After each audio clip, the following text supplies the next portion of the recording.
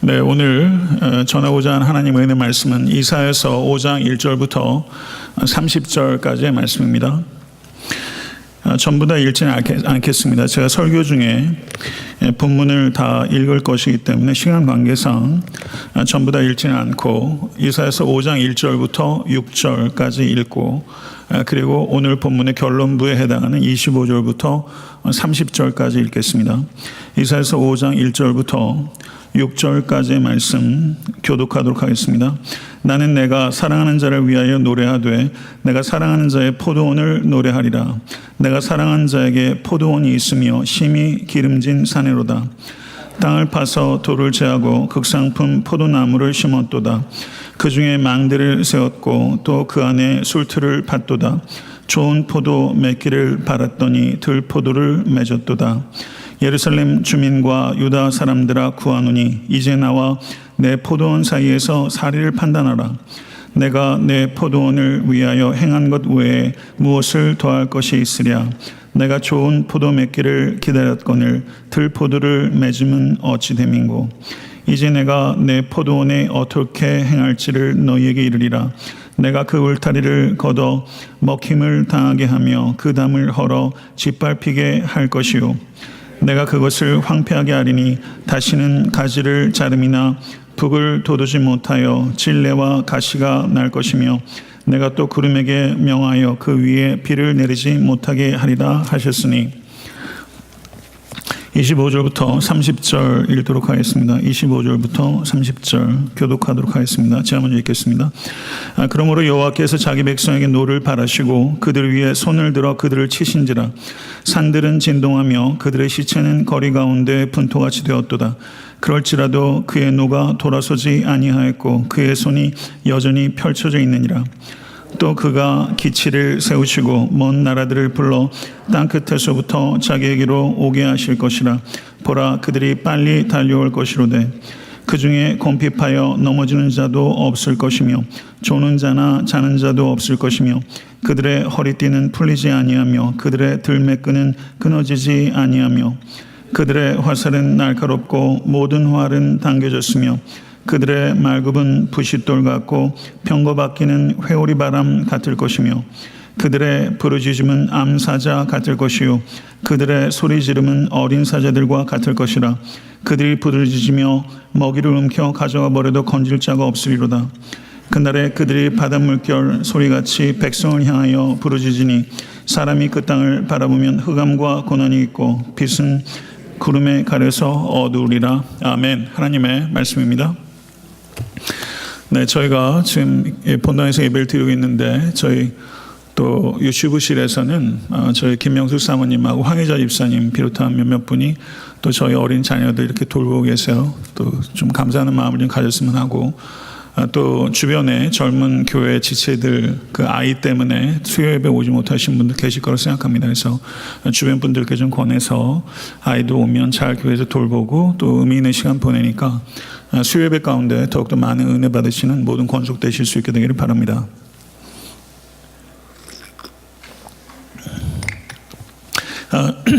이사야서 1장에서 5장은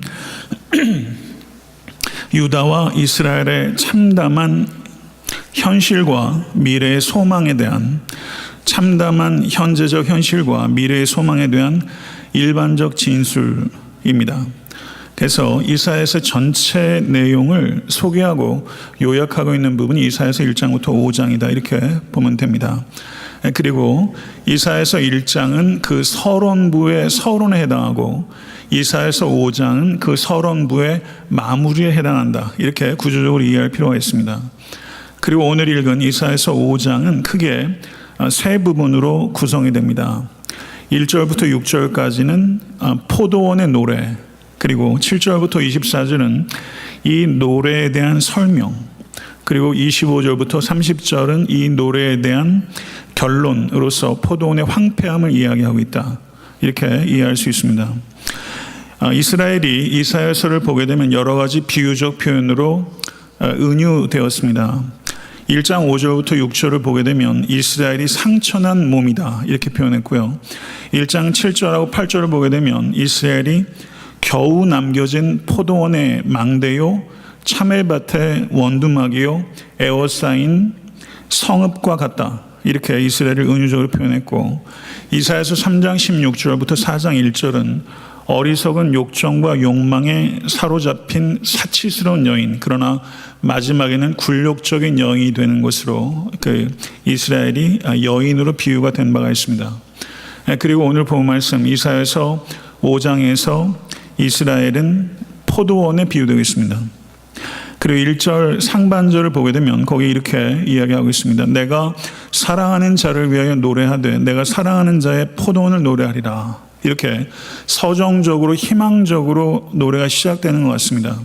그리고 1절 하반절부터 2절까지가 포도원의 노래입니다. 거기 내용은 이런 것입니다. 내가 사랑하는 자에게 포도원이 있으며 심히 기름진 산으로다. 땅에 파서 돌을 제하고 극상품 포도나무를 심었도다. 그 중에 망대를 세웠고 그 안에 술틀을 팠도다. 여기까지는 포도원 농부가 이 포도원에 지극정성을 들였다고 하는 것을 여러 가지 노동행위를 통해서 표현하고 있는 것입니다. 먼저 포도원 농부가 한 일이 땅을 파서 돌을 골라냈습니다. 그리고 극상품 포도를 심었습니다. 포도 농사를 해보신 분이 계신지 모르겠는데요. 포도 농사를 하게 되면 보통 2년이나 3년이 경과가 돼서 비로소 열매를 맺는다고 합니다. 그러니까 포도원 농부는 포도나무를 먼저 심은 후에 2년이나 3년 사이에 이 농부가 부지런히 돌담을 보강하고 망대를 세우고 그리고 포도즙을 짜고 그리고 짠 포도즙을 모으기 위한 제반 시설들을 이 포도원 농부가 게으르지 않고 성실하게 했다는 것을 이야기할 수 있습니다. 이스라엘이 이사야서에서 여러 가지로 비유가 되었는데 특별히 이스라엘 민족들은 이 포도원의 비유에 귀가 솔깃했을 겁니다. 왜냐하면 거의 많은 사람들이 포도원을 재배하고 있는 것이고 그게 자기의 실생활과 연관된 비유이기 때문에 매우 주의를 기울였을 것입니다. 그리고 포도원 농부가 고된 노동을 했고 그리고 간절한 수확에 대한 기대를 가졌던 것을 이스라엘 백성들은 아주 체험적으로 잘 이해하고 있었을 것입니다. 그런데 2절 제일 마지막 부분에 좋은 포도 맺기를 바랐더니 들포도를 맺었도다 라고 말하면서 이 포도원 농부의 지극정성이 완전한 반전이 일어나서 서정적이고 목가적인 노래인 줄 알았는데 이것이 거기에서 반전이 일어나면서 들포도를 맺었다라고 이야기하고 있습니다.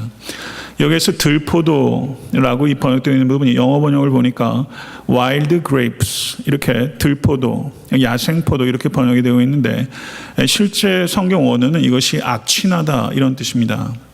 그래서 들포도라는 것은 포도 품종이 다른 포도를 이야기하는 것이기 때문에 여기에서 들포도라고 번역하기보다는 이 포도가 극상품 포도를 심었는데 악취나고 썩은 포도를 맺게 되었다. 이렇게 번역하는 것이 더 좋은 번역을 볼 수 있습니다. 악취나는 포도, wild grape라고 번역하기보다는 이렇게 악취나는 포도 이렇게 번역하는 것이 성경 원어에 좀 더 충실한 번역이다. 이렇게 말씀드릴 수 있겠습니다.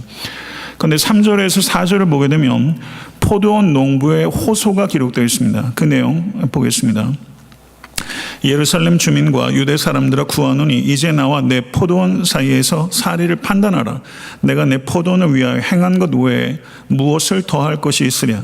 내가 좋은 포도 맺기를 기다렸거늘 들포도를 맺음은 어찌 됨인고 라고 말하면서 이 포도원 농부가 재판을 소환하고 있는 것과 같이 지금 이 상황에서 사리를 분별하라 라고 배심원을 소집하고 있는 것 같은 그런 분위기를 연출하고 있습니다. 그리고 5절과 6절을 보게 되면 포도원 농부의 행위를 기록하고 있는데요. 5절과 6절을 보겠습니다. 이제 내가 내 포도원에 어떻게 행할지를 너희에게 이르리라. 내가 그 울타리를 걷어 먹힘을 당하게 하며 그 담을 헐어 짓밟히게 할 것이요 내가 그것으로 황폐하게 하리니 다시는 가지를 자름이나 북을 돋우지 못하여 찔레와 가시가 날 것이며 내가 또 구름에게 명하여 그 위에 비를 내리지 못하게 하리라. 이것은 이스라엘에게 임할 심판을 비유적으로 암시하는 것입니다. 문학적으로 이스라엘에게 임할 심판을 암시하는 내용이라고 볼 수 있죠. 이렇게 포도원의 비유, 포도원의 노래는 사실상은 1절 하반절부터 2절까지의 내용이고 3절과 4절은 포도원 농부의 호소, 5절과 6절은 포도원 농부의 행위를 기록하고 있으면서 1절부터 6절까지가 포도원의 비유를 기록하고 있다. 이렇게 우리가 구조적으로 이해를 할 수 있습니다. 그 다음에 이사야는 7절부터 24절까지 이 포도원의 비유를 설명합니다. 하나님은 포도원 농부이시고 이스라엘은 포도원이며 들포도는 이스라엘의 죄악된 행동들을 가리키는 것이다. 이렇게 분명하게 설명했습니다. 7절의 말씀을 한번 보시기 바랍니다. 7절은 대단히 중요한 절입니다. 7절 말씀 다 같이 읽겠습니다. 무릇 만군의 여호와의 포도원은 이스라엘 족속이요 그가 기뻐하시는 나무는 유다 사람이라. 그들에게 정의를 바라셨더니 도리어 포악이요 그들에게 공의를 바라셨더니 도리어 부르짖음이었도다. 이렇게 말하고 있습니다. 하나님께서 기대하신 포도가 뭐예요? 정의라는 포도, 공의라는 포도입니다. 그런데 정의 대신에 뭘 맺었어요? 포악을 맺었고 공의 대신에 부르짖음을 맺었습니다.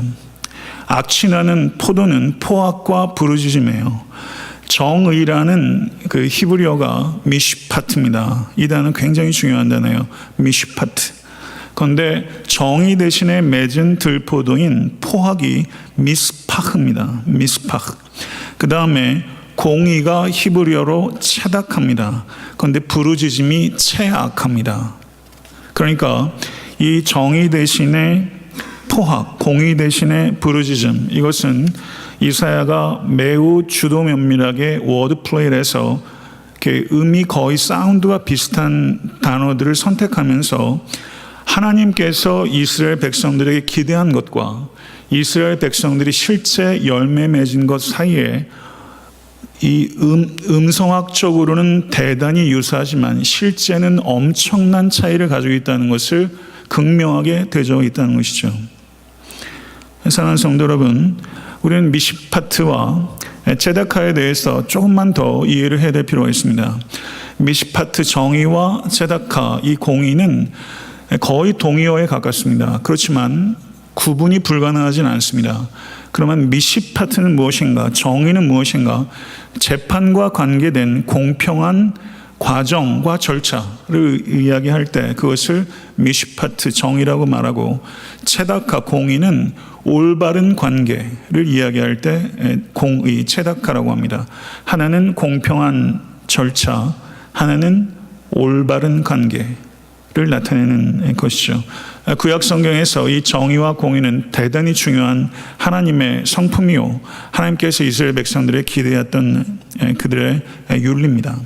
그래서 이 미시파트와 체다카 이 두 가지를 한마디로 요약한다면 이것은 공동체 의식이라고 할 수 있고 다른 말로 말하면 공공윤리라고 할 수 있습니다.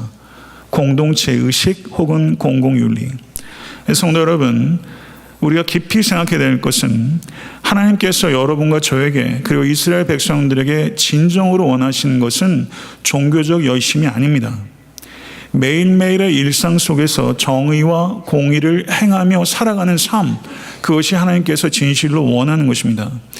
이웃사랑으로 증명되지 않는 이웃사랑이 결여된 예배는 아무리 정성껏 예배를 드리고 뜨겁게 예배드리고 눈물 콧물을 흘린다고 할지라도 그 예배는 결코 하나님을 기쁘시게 하지 못한다는 것을 반드시 기억하십시오.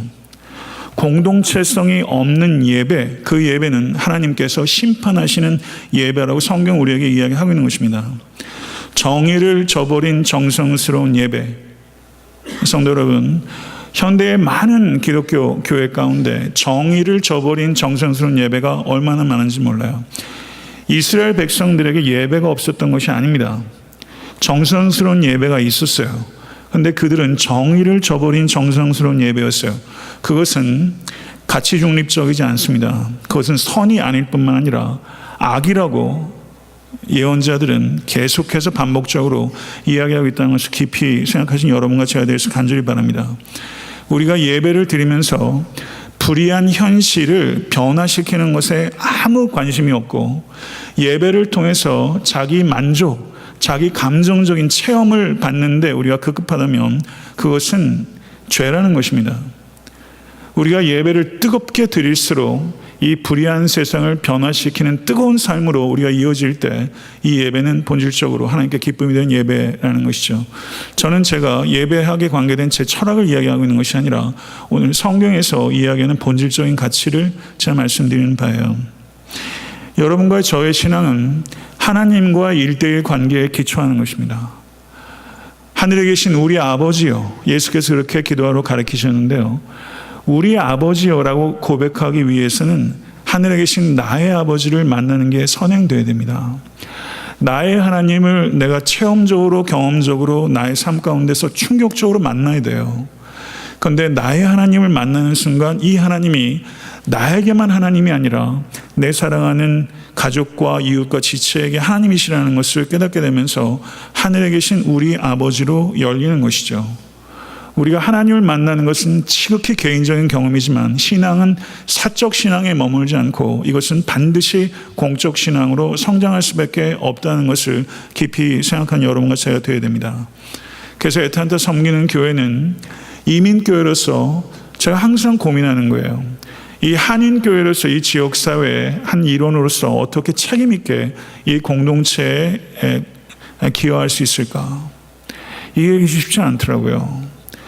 한국 사회도 너무 멀고 미국 사회에서는 저희가 하나의 개토처럼 우리들만의 공동체에 갇혀있지 우리가 이 지역사회의 한 일원으로서 어떻게 책임있게 성도로 살아갈 수 있고 세상을 변혁시킬 수 있을까 하는 게 목회자인 저에게 항상 고민거리고 기도 제목입니다. 저는 이러한 우리의 고민과 기도가 더 깊어질 수 있게 되기를 바라고요. 바라기는 우리 다음 세대들이 또 여기에 또 주류사회에 들어가면서 이 책임있게 이 지역사회 일원으로서 건전한 시민으로 또 미국 시민으로 또 대한민국 사람으로 자기의 정체성에 부합한 공적 신앙을 살아내는 우리 자녀들로 양육할 수 있게 간절히 바랍니다. 성도 여러분, 우리가 많이 염려해요. 개신교 인구가 급감하고 있대요. 인구 절벽이 왔어요. 대학교가 줄 도산할 판입니다. 교회 학교가 없는 그 교회들이 50% 이상 될지도 몰라요. 통계가 심각합니다. 그런데 우리가 정말 염려해야 되는 것은 개신교 인구가 감소하는 게 아니라 개신교에 대한 신뢰가 감소하고 있는 것을 염려해야 됩니다. 이것이 핵심이에요. 우린 개신교 인구가 줄어드는 게 연연할 것이 아니라 개신교에 대한 신뢰를 회복하게 되면 또 한국 사회, 한국 교회 하나님께서 양적인 축복도 주시고 또 평화로운 통일도 하나님께서 허락하시면 정말 선교 한국으로 이 마지막 때에 정말 복음의 이 기치를 들고서 열방으로 나아가는 그런 교회, 그런 우리 교회, 한국 교회, 한국 사회, 한국 민족 될 수 있게 되기를 간절히 바랍니다. 성도 여러분, 우리 교회는요, 우리의 교세를 유지하고 확장시키기 위한 이익 집단이 아닙니다. 그런데 교회 밖에 많은 사람들은 교회를 공익과 공적인 삶에는 무관한 굉장한 이익 집단처럼 보고 있는 게 사실이에요. 우리는 진리를 믿는 사람들입니다. 그리고 우리가 믿는 진리는 희생적 사랑으로 증명되어야 됩니다. 우리의 믿는 진리를 희생적 사랑으로 증명할 때 우리는 존경을 회복할 수 있게 될 것이고 칭송받는 초대교회 같은 공동체가 회복될 수 있을 것입니다. 한국 교회는, 그리고 애타한테 섬기는 교회는, 그리고 목사로서 저는, 그리고 여러분들은 달려가야 합니다. 그러나 우리가 달려가는 표대는 권력이 아닙니다. 우리는 권력에서 의도적으로 멀어져야 될 필요가 있습니다. 우리는 권력을 향해서 달려가는 공동체가 아니라 권력에서부터 소외되고 억압받는 이들을 위해서, 섬김을 위해서 달려가야 되는 공동체예요. 믿으십니까? 이것을 놓치면 안 되는 것입니다. 8절에서부터 24절을 보게 되면 이스라엘이 맺은 악취나는 포도, 들포도 6개의 악취를 이야기하고 있어요. 예언자는 단호하게 불의한 세상에 대해서 화 있을진저라고 선포했어요. 저에게 이런 담력은 없는 것 같아요. 화 있을진저, 듣는 사람도 없고 들으려고도 하지 않습니다. 근데 예수님께서도 복과 화를 선포하셨던 것처럼 현대 기독교회는 분명하게 죄에 대한 화를 선포하는 그런 담력을 회복하는 공동체가 되어야 됩니다. 여기에 6번 화에 대해서 선포했어요. 8절부터 10절까지입니다. 첫 번째 선포입니다. 첫 번째 죄에 대한 고발이 기록되는 게 8절이고 그 죄에 대한 선고가 기록되는 것이 9절에서 10절입니다. 그 내용 제가 읽겠습니다. 가옥에 가옥을 이으며 전토에 전토를 더하여 빈틈이 없도록 하고 이 땅 가운데서 홀로 거주하려 하는 자들은 화 있을진저 만군의 여호와께서 내 귀에 말씀하시되 정령이 허다한 가옥이 황폐하리니 크고 아름다울지라도 거주할 자가 없을 것이며 열을 가리 포도원에 겨우 포도주 한 바트가 나겠고 한 호멜에 종자를 뿌려도 간신히 한 에바가 나리라. 여기에 보게 되면요, 구약 성경에 민수기 36장 7절, 레위기 25절부터 28절 등은 땅에 관련된 하나님의 계명입니다. 이스라엘 백성들은 그 지파에 따라서 땅을 분배받았습니다. 하나님께서 주신 기업인 땅을 가나안 이외에 다른 목적으로 매매할 수 없었습니다. 가나안으로 팔았다 할지라도 그 근족이나 판자가 경제적인 사정이 좀 나아져서 여력이 생기면 그것을 되사서 원래 소유주에게 그 땅을 돌리게 되어 있습니다. 그런데 근족도 능력이 없고 자기도 능력이 없을 때는 어떻게 해요? 몇 년 만에 희년이 오게 되면 원래 소유주로 그 땅을 되돌리도록 하는 것, 이것이 이스라엘이 갖고 있었던 경제 윤리입니다. 실제 역사 속에서 이와 같은 희년의 원리가 이스라엘 내에서 구현됐는지는 모르겠어요. 그런 기록은 나오지 않아요. 그런데 희년의 규정들을 그냥 이상으로 치부해버리고 그 결과 재력을 소유한 이들이 가난한 사람들의 재산을 쉽게 빼앗아버리고 그리고 자기 땅에 예속시키는 일들이 빈번하게 벌어졌습니다. 특별히 열왕기상의 나봇의 포도원의 이야기가 가장 대표적인 이야기라고 할 수 있어요. 땅에 땅을 붙이는 행위죠. 나봇은 포도원을 사겠다는 아합의 제안을 거절했습니다. 그것이 율법에 합당하기 때문입니다. 그런데 이세벨이 물러서지 않았어요. 이세벨이 음모를 꾸몄어요. 그리고 거짓 증인 몇 사람을 내세웠습니까? 거짓 증인 2사람을 내세웠어요. 그리고 나봇을 성 내에서 죽이지 않고 성 밖으로 끌고 가서 죽였어요. 증인이 몇 사람이 있어야 죽일 수 있습니까? 구약 율법에 신명기 17장 6절 2-3명의 증인이 있어야 죽일 수 있다. 그리고 사형을 집행할 때는 성문 안에서 죽이지 말고 성문 밖으로 끌고 가라. 레위기 24장 14절 등의 율법입니다.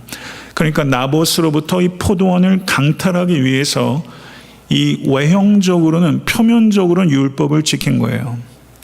율법을 이렇게 사용할 수 있다는 것을 우리는 끔찍하게 생각해야 됩니다. 하나님의 말씀을 불의와 불법과 폭력의 수단으로 하나님의 말씀을 사용할 수 있는 게 인간이요, 그게 교회일 수 있고 그게 교회 지도자일 때가 많았어요. 교회 역사상 하나님의 말씀을 가지고 불의와 불법의 도구로 자기 정당화 합리화의 도구로 사용했어요. 이게 교회 기득권이 교회 역사 속에서 무수하게 반복했던 일입니다. 이것을 통해서 우리는 종교가 타락하면 그보다 악취나는 냄새가 없어요. 종교가 타락하는 게 가장 악취가 납니다. 가증스럽습니다. 외형적으로는 합법처럼 꾸밉니다. 그렇지만 사실상은 불법이에요. 그래서 여러분과 제가 생각할 때 여기서 우리가 깊이 생각해야 되는 게 있습니다. 그것은 절차적 정의, 표현을 한다면 절차적 정의, 표면적 정의, 과정적 정의라고 말할 수 있을 거예요. 여기서 보면 증인 2사람 세웠죠. 바깥으로 끌고 와서 죽였죠. 스테반도 죽일 때도 성 밖으로 끌고 와서 죽이지 않습니까? 이와 같이 율법을 지키는 것 같으면서 예루살렘에서 예수님께서 잡히셨을 때 그때 무교절, 이때 그 유대인들이 로마 관정에 들어오지 않았죠. 율법을 지킨 거예요. 율법을 지키면서 하나님의 아들을 죽이는 거예요. 율법을 이렇게 사용할 수 있다는 것을 우리는 끔찍하게 생각해야 됩니다. 우리가 하나님 말씀을 이야기하면서 하나님의 뜻을 저버릴 수 있는 게 바로 여러분이고 저란 거예요. 남 이야기처럼 생각하면 안 됩니다. 우리가 하나님의 말씀을 이렇게 도용하고 사실상은 다른 사람을 억압하고 오해하고 모독하는 인들 가운데서 무관한 사람은 저는 한 사람도 없다고 생각해요. 이스라엘이 패망한 원인들이 우상 숭배에만 있는 게 아니라 바로 이 탐심의 원인이 있었다는 것을 우리는 깊이 생각해야 됩니다. 부유층은 반드시 재판관과 결합됩니다. 지금 한국 교회 사법체계는 안 그렇습니까? 부유층과 재판관들은 반드시 결합해요. 자석 같은 거예요. 그리고 재판관은 돈을 받고 이권을 나누고 그리고 불이한 판결을 내려요. 헌법재판관이 누구였든 하게 되면 다 현직에서 나오면 다 유명한 변호사 로펌에 다 들어가지고 전관 예우인지 뭔지 모르겠지만 이 법하고 이 돈은 무섭도록 결합합니다. 그리고 가난한 자의 땀과 땅과 노동력을 착취합니다. 이것이 고대 사회만 국한된 것이 아니라 한국 사회에 오면은 현실입니다. 이것을 이사야는 고발했습니다. 그리고 11절부터 17절은 두 번째 죄에 대해서 고발하고 11절부터 12절 선고하고 있는 것이 13절부터 17절까지 이 내용은 방종에 대한 것입니다. 11절부터 17절을 한번 읽겠습니다. 제가 읽겠습니다. 11절부터 17절 아침에 일찍 일어나 독주를 마시며 밤이 깊도록 포도주에 취하는 자들은 화 있을진저 그들의 연회에는 수금과 비파와 소고와 피리와 포도주를 갖추었어도 여호와께서 행하시는 일에 관심을 두지 아니하며 그의 손으로 하신 일을 보지 아니하는도다. 그러므로 내 백성이 무지함으로 말미암아 사로잡힐 것이요 그들의 귀한 자는 굶주릴 것이요 무리는 목마를 것이라. 그러므로 스올이 욕심을 크게 내어 한량 없이 그 입을 벌린즉 그들의 호화로움이 그들의 많은 무리와 그들의 떠드는 것과 그 중에서 즐거워하는 자가 거기에 빠질 것이라. 어느 사람은 부풀이고 존귀한 자는 낮아지고 오만한 자의 눈도 낮아질 것이로되 오직 만군의 여호와는 정의로우시고 높임을 받으시며 거룩하신 하나님은 공의로우심으로 거룩하다 일컬음을 받으시리니 그때에는 어린 양들이 자기 초장에 있는 것 같이 풀을 먹을 것이요 유리하는 자들이 부자의 버려진 밭에서 먹으리라.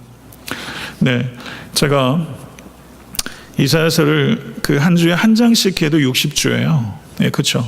그러다 보니까 제가 본문을 계속 읽어나가면서 큰 대지를 계속 파악하고 있습니다. 그래야지 다시 들으실 때 이사야서가 뭐 얘기하는지 알거든요. 예, 저는 여러분들의 감정에 호소하지 않습니다. 저는 말씀을 증거하는 데 초점을 맞추고 있는 거고요. 예, 그렇지만 적어도 한 주에 한 장 정도를 커버해야 되기 때문에 제가 자꾸 하나하나에 대한 해석을 겸해서 할 수는 없습니다. 시간관계상. 그건 여러분들이 이해를 하시고 제가 주된 내용들을 제가 설명하는 방향으로 지금 설교를 하고 있습니다. 여기서 얘기하는 바는요. 첫 번째는 탐심에 관한 거였습니다. 부에 대한 욕구라고 할 수 있습니다. 그런데 여기는요. 아침에 일찍 일어나 독주를 마시며 밤이 깊도록 포도주에 취하는 이런 사람 주변에 한두 사람은 다 있을 거예요. 아침 해장술에 저녁 밤늦게까지 술 마시고 술로 해장해야 된다는 사람들 주변에 있어요. 부에 대한 욕구는 반드시 쾌락에 대한 욕구로 이어질 수밖에 없습니다. 부에 대한 욕구는 거기서 끝나지 않아요. 이것은 반드시 쾌락, 방종에 대한 욕구로 이어지게 되어 있습니다. 인간에게는 두 가지 욕구가 있어요. 소유하려는 욕구와 탕진하려는 욕구가 있어요. 누가복음 15장에 탕자가 딱 그렇습니다. 아버지의 재산을 달라고 해서 소유했죠. 그리고 탕진하려는 욕구, 이 욕구가 여러분 안에 있습니다. 술 마시고 흥청거리고 하게 되면 영적인 감수성이 희미해지다가 결국엔 완전히 소멸되어 버리고 그 결과가 무엇이냐면 12절에 기록되어 있습니다. 12절에 여호와께서 행하시는 일에 관심을 두지 아니하며 그의 손으로 하신 일을 보지 아니하는도다. 그렇죠. 여기에 핵심이 있는 거예요. 쾌락을 쫓은 결과는 하나님께서 하신 일을 보지 않아요. 쾌락에 대한 열정이 하나님에 대한 열정을 급속도로 냉각시킵니다. 이것을 우리가 깊이 생각해야 돼요. 방종에 사로잡힌 결과를 그 뒤에 뭐라고 말하냐면 사로잡히고 굶주리고 목마를 것이며 종국에는 사망에 삼켜지게 될 것이다. 이게 방종의 결과예요. 이것이 두 번째 화에 대한 선포의 내용입니다. 세 번째는 18절부터 19절에 기록되어 있고 세 번째 죄에 대한 고발만 나오고 있어요. 선고는 나오지 않습니다. 첫 번째, 두 번째는 고발과 선고까지 기록하고 있는데 세 번째, 네 번째, 다섯 번째는 고발만 기록하고 있어요. 그 고발을 보겠습니다. 18절부터 19절 말씀 제가 읽겠습니다.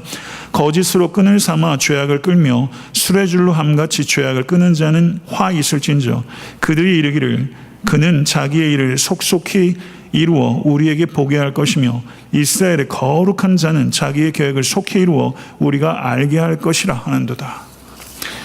쾌락 추구에 여념이 없게 되면 그 결과는 하나님의 일에 둔감합니다. 여러분도 혹시 삶의 과정 가운데 이런 적 없습니까? 이스라엘 백성들은 예언자의 고발과 심판 선언에 대해서 조롱합니다. 뭐라고 조롱해요? 이스라엘의 거룩한 자는 누굴 가리키는 거예요? 하나님을 가리키는 거예요. 이건 하나님을 경외하는 게 아니라 하나님을 조롱하는 겁니다. 뭐라고 말해요? 자기의 계획을 속히 이루어 우리를 알게 하소서. 하나님의 계획이 뭐예요? 심판이죠. 우리를 속히 벌하셔서 자신의 계획을 우리에게 알게 하소서 라고 말하면서 이스라엘 백성들이 쾌락을 쫓는 인간들은 하나님의 심판을 조롱합니다. 그리고 20절을 보세요. 네 번째 죄에 대한 고백입니다. 세 번째 죄는 냉소주의라고 말한다면 네 번째 죄는 왜곡입니다. 20절 말씀 제가 읽겠습니다. 악을 선하다 하며 선을 악하다 하며 흑암으로 광명을 삼으며 광명으로 흑암을 삼으며 쓴 것으로 단 것을 삼으며 단 것으로 쓴 것을 삼는 자는 화 있을진저. 쾌락에 여념이 없는 자들은 도덕적 가치를 전복시킵니다. 도덕적 가치를 전복시켜요. 도덕적 질서는 인간이 만든 체계가 아니라 하나님께서 만드신 질서인 것을 확신하실 수 간절히 바랍니다. 아멘. 하나님께서는 창조 질서를 만드셨을 뿐만 아니라 도덕 질서를 만듭니다. 그리고 도덕 질서는 윤리학자가 만드는 것도 아니고 고대 철학자가 만드는 것도 아니에요. 도덕 질서는 하나님께서 만드신 질서입니다. 자연의 질서를 깨뜨렸을 때 그 폐해가 얼마나 심각한지 우리가 지금 피부로 많이 경험하기 시작했어요. 한국도 기후가 엄청 바뀌었죠. 온통 바다엔 쓰레기 투성이고요.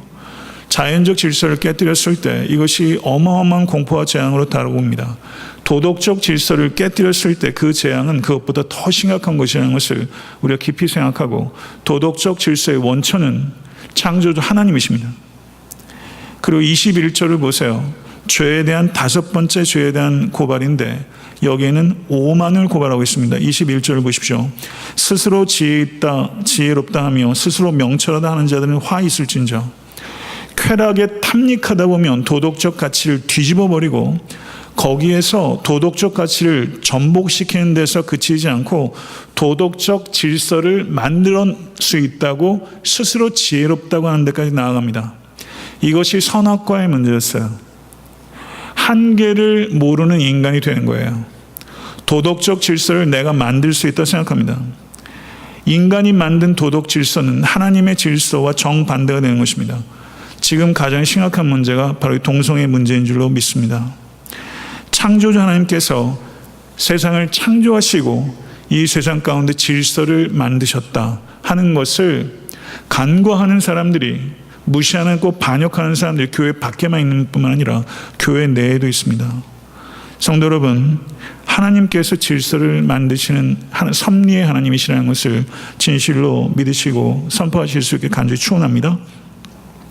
21절을 보게 되면 여섯 번째 죄에 대한 고발, 21절과 22절, 그리고 23절과 24절은 그것에 대한 선포가 기록되어 있습니다. 22절부터 24절, 제가 잘못 말했습니다. 22절부터 24절 제가 읽겠습니다. 포도주를 마시기에 용감하며 독주를 잘 빚는 유력한 자들은 화 있을진저. 그들은 뇌물로 말미암아 악인을 의롭다 하고 의인에게서 그 공의를 빼앗는도다. 이로 말미암아 불꽃이 그루터기를 삼킴같이 마른 풀이 불 속에 떨어짐같이 그들의 뿌리가 썩겠고 꽃이 티끌처럼 날리리니 그들이 만군의 여호와의 율법을 버리며 이스라엘의 거룩하신 이의 말씀을 멸시하였습니다. 이렇게 말하고 있어요. 여섯 번째 죄는 불의에 대한 것입니다. 포도주를 마시기에 용감하며 독주를 잘 믿는 유력한 자들은 화 있을진저. 술을 섞어 마시면 이게 뭐예요? 폭탄주인가요? 네. 술을 섞어 마시는데 용감한 자. 연예인들이 TV에 나오면 폭탄주 자기가 몇 잔 마신다는 게 자랑거리가 되더라고요. 술잔을 마시는 게 자랑거리가 되는 거예요. 한국 사회가 술에 취한 사회입니다. 술을 섞어 마시는 게 용감한 자라고 생각하는 거예요. 이 사람들은요, 자기의 이속을 차리지 정의와 공의를 챙기지 않습니다. 이게 어떻게 주전 7세기의 글이라고 생각하세요? 이게 바로 우리의 현재적인 문제죠. 정의와 공의에 전혀 관심이 없어요. 이속만 관심이 있어요. 이들은 율법과 말씀을 멸시하는 자들이고 그 결과는 삼켜지고 떨어지며 그리고 날아가 버리게 될 것이다. 이렇게 이야기를 하고 있습니다. 저는 이것이 문학적 표현이라고 생각하지 않습니다. 저는 매우 사실적 표현이라고 오히려 느껴져요. 이렇게 포도원 비유를 설명한 것이 7절부터 24절까지 나오고 있고, 그리고 25절부터 30절까지가 이 포도원 비유의 결론입니다. 그리고 이 결론은 1장부터 5장까지의 서론부의 결론이기도 합니다. 그리고 5절과 6절, 오늘 본문에 13절과 17절, 그리고 24절에서는 포도원의 운명에 대해서 문학적으로 암시적으로 표현했지만 25절부터 30절은 이스라엘 운명을 직접적으로 그리고 구체적으로 언급하고 있습니다. 하나님의 포도원인 이스라엘은 탐심, 방종, 냉소주의, 도덕적 왜곡, 그리고 도덕 질서를 만들 수 있다는 오만, 그리고 사회적 불의라는 들포들을 맺었습니다. 그 결과 포도원 주인인 하나님께서 들짐승이 무익한 포도밭을 짓밟도록 황폐하게 하신 것처럼 하나님께서 들짐승과 같은 적대적 민족들을 부르셔서 그들을 통해서 하나님의 포도원인 이스라엘을 짓밟으시겠다는 내용이 기록되어 있는 것이 25절부터 30절입니다. 25절부터 30절의 내용을 제가 읽도록 하겠습니다. 그러므로 여호와께서 자기 백성의 노를 바라시고 그들 위에 손을 들어 그들을 치신지라. 산들은 진동하며 그들의 시체는 거리 가운데 분토같이 되었도다. 그 노가 돌아서지 아니하였고 그 손이 여전히 펼쳐져 있느니라. 또 그가 기치를 세우시고 먼 나라들을 불러 땅끝에서부터 자기에게로 오게 하실 것이라. 보라, 그들이 빨리 달려올 것이로되 그 중에 곰핍하여 넘어지는 자도 없을 것이며 조는 자나 자는 자도 없을 것이며 그들의 허리띠는 풀리지 아니하며 그들의 들매끈은 끊어지지 아니하며 그들의 화살은 날카롭고 모든 활은 당겨졌으며 그들의 말굽은 부싯돌 같고 병거 바퀴는 회오리 바람 같을 것이며 그들의 부르짖음은 암사자 같을 것이요 그들의 소리 지름은 어린 사자들과 같을 것이라. 그들이 부르짖으며 먹이를 움켜 가져가 버려도 건질 자가 없으리로다. 그날에 그들이 바닷물결 소리같이 백성을 향하여 부르짖으리니 사람이 그 땅을 바라보면 흑암과 고난이 있고 빛은 구름에 가려서 어두우리라. 이것이 이사야서의 서론부의 결론이에요. 세계를 휩쓰는 빠르고 강력하고 인내심 많은 군대, 아수르 군대, 그리고 바벨론 군대를 예시한다고 할 수 있습니다. 제국을 온 세계를 그 패권을 장악하고 있는 대제국이죠. 그렇지만 이들이 세계의 역사를 결정하는 것이 아니라 여기의 내용을 보게 되면 세계의 역사를 주관하시는 이는 하나님이시고 그들은 하나님께서 주관하시는 도구에 불과하다라는 것을 분명하게 언급하고 있다는 사실입니다. 이것을 믿으실 수 있게 간절히 바랍니다. 말씀 맺겠습니다. 오늘의 내용을 우리는 잘 경청해야 할 것입니다. 이스라엘이 하나님께서 정성을 기울인 포도원이었다면 뉴 이스라엘인 새 이스라엘인 우리들은 하나님께서 심혈을 기울인 작품인 것을 기억하십시오. 하나님께서 여러분과 저를 위해서 독생자 예수를 나를 위하여 버리셨다는 것을 진실로 믿으십니까? 하나님께서 그 버리심에는 우리를 부르시기 위한 것이고 하나님께서 나를 부르셨다는 것을 진실로 믿는다면 이 부르심에는 계획과 목적이 분명하게 있는 것입니다. 그 부르심에 합당한 열매를 진실로 맺고 계십니까? 오늘 본문을 통해서 나는 어떠한 포도를 맺고 있는가 하는 것에 대한 진지한 회개와 돌이킴이 없다면 성도 여러분, 낭패를 보게 될 것입니다. 하나님과의 관계는 어떻게 표현됩니까? 사람과의 관계로 반드시 반영되는 것입니다. 사람과의 관계에서 어떻게 반영됩니까? 정의와 공의로 반영이 됩니다. 매일매일의 삶 속에서 미시파트와 체다카, 공평한 절차와 올바른 관계를 맺으며 살아가기를 원하시는 것이 하나님의 일관된 뜻이라는 것을 진실로 새기십시오. 우리는 물과 같아야 됩니다. 우리는 물처럼 흘러가야 합니다. 우리가 산에서 산속 깊은 곳 옹달샘에서 물이 나오게 되면 계속해서 흘러가요. 왜 흘러가요? 수평을 맞추는 거죠. 평평해지기 위해서 물은 흘러가요. 사회적 강자도 있고 사회적 약자도 있습니다. 이게 현실이에요. 그렇지만 하나님의 백성들은 물처럼 흘러가서 사회적 강자와 사회적 약자가 평평해지도록 하는 일에 공의와 정의를 위해서 삶을 이대로 부르심을 받았다는 것, 이것이 하나님의 뜻입니다. 이웃과의 바른 관계가 없다면 하나님과의 바른 관계는 없는 것입니다. 속지 마십시오. 정의를 저버린 정성스러운 예배에 환멸을 느끼십시오. 정의를 저버린 정성스러운 예배는 기껏해야 자기 만족을, 자기 기만적인 예배에 불과한 것이고, 그것은 심각한 죄라는 것이 하나님의 말씀입니다. 그리고 절차적 합법성 중요합니다. 그렇지만 절차적 합법성을 갖춘 불의가 있다는 것을 우리는 항상 명심해야 되는 것입니다. 우리는 자기를 기쁘게 하기 위해서 사는 자들이 아닙니다. 여러분과 저의 선과 악의 기준은 내가 아니라 하나님이며, 우리의 필요를 결정하는 건 역시 내가 아니라 하나님이십니다. 내가 필요하다는 것이 정말 필요한 것입니까? 그것에 대해서도 우리는 기도하면서 신중하게 결정해야 하는 것입니다. 자기를 기쁘게 하는 것이 목적이 될 때 한 사람도 예외 없이 탐심과 방종과 냉소와 왜곡과 오만과 불의로 가득 차게 될 것입니다. 나를 기쁘게 하기 위해서 살 것인가, 아니면 하나님을 기쁘게 하기 위해서 살 것인가? 성도 여러분, 소유와 쾌락을 쫓습니다. 사람들은 소유와 쾌락을 추구하는 자들이 되지 말라. 대신에 소외받고 억눌린 자들을 섬김을 추구하라. 이것이 오늘 본문에 나타나는 말씀이라고 할 수 있습니다. 소유와 쾌락을 쫓지 말고 소외받고 억눌린 자들의 섬김을 쫓으라. 그럴 때 하나님께 기쁨이 될 것이다. 하나님께 기쁨이 되는 것을 나의 기쁨으로 삼으신 여러분과 제가 될 수 간절히 축원하고, 애타한테 섬기는 교회가 그런 교회가 될 수 있게 되기를 소원합니다. 주신 말씀